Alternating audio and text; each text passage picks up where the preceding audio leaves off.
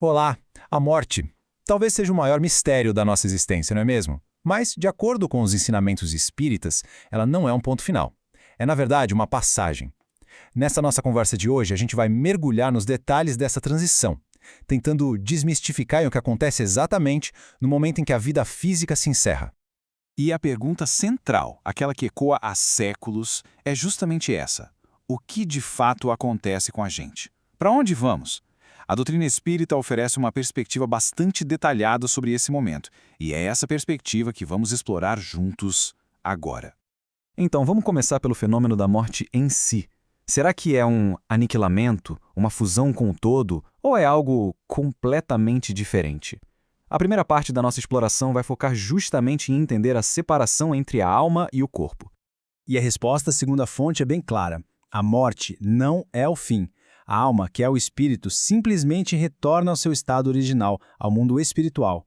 E o ponto mais importante aqui é que a individualidade é preservada. Ninguém se torna uma gota d'água no oceano. A gente continua sendo quem é, com nossas memórias, nosso caráter, nosso conhecimento, tudo. Olha só que interessante essa analogia. Ela meio que inverte a causa e o efeito que a gente costuma imaginar. Não é a partida do espírito que causa a morte do corpo. É o contrário.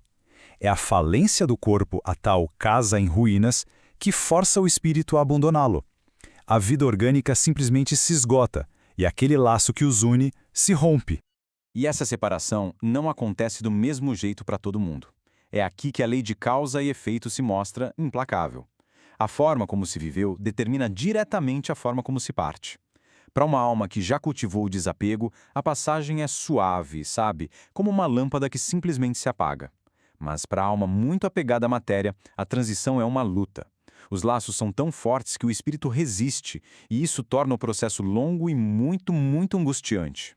Certo, a separação aconteceu, mas a consciência não volta de forma imediata e plena. Vamos avançar então para a fase seguinte e ver como é que se dá esse despertar nesse novo plano de existência. Esse estado inicial é o que se chama de perturbação. É um período de confusão, um tipo de torpor, onde a alma ainda não entendeu direito a sua nova realidade. A duração e a intensidade dessa perturbação, como a gente vai ver, variam e muito. Para ilustrar, vamos analisar um exemplo de um despertar bem sereno. É o caso de Samson, um homem cuja elevação moral em vida preparou o caminho para uma transição bem tranquila. O testemunho de Samson é muito revelador. Ele se sente feliz, renovado, e a perturbação dele durou apenas 8 horas. Foi como um sono breve, do qual ele despertou rapidamente para uma realidade nova e feliz. A vida que ele levou o preparou para isso. Agora, em total contraste, temos o caso de Noville, um jovem que tinha um apego muito forte à vida material, às paixões terrenas, e o resultado foi uma experiência completamente diferente. As palavras dele pintam um quadro de terror e confusão, perdido num turbilhão de sombras. Diferente do Samson, a consciência do novelo o atormentava com suas faltas, com a dificuldade de se desligar do que deixou para trás, uma consequência direta, das escolhas que ele fez em vida. Agora, vamos abordar o cenário mais dramático descrito nas fontes. Nesse caso, a interrupção violenta e prematura da vida cria consequências únicas e extremamente dolorosas. A complexidade desse sofrimento se desdobra em várias etapas. Primeiro tem o rompimento violento, porque o laço que une a alma e o corpo é quebrado no seu auge de vitalidade. Depois vem a repercussão física. O espírito, ainda muito ligado, pode sentir os efeitos da decomposição do corpo. E tem também a possibilidade de uma ilusão repetitiva, onde o ato da morte é revivido sem parar. Tudo isso somado a um sofrimento moral profundo pela consciência de que o ato foi inútil. E tudo isso leva a gente a uma questão bem intrigante. Como é possível sentir dor, frio ou angústia sem ter os órgãos físicos? Vamos tentar entender agora a natureza das sensações e percepções no mundo espiritual. A chave para entender isso é o perispírito. Esse envoltório semimaterial não se desfaz junto com o corpo. Ele é o elo que fica se tornando o agente de todas as sensações do espírito. É através dele que a alma percebe e interage com essa nova realidade. E as percepções se transformam completamente. As sensações não são mais localizadas, como uma dor no braço. Elas são sentidas no ser inteiro. A visão vira um atributo da própria alma. Não depende mais de luz externa. A audição se torna uma compreensão direta do pensamento.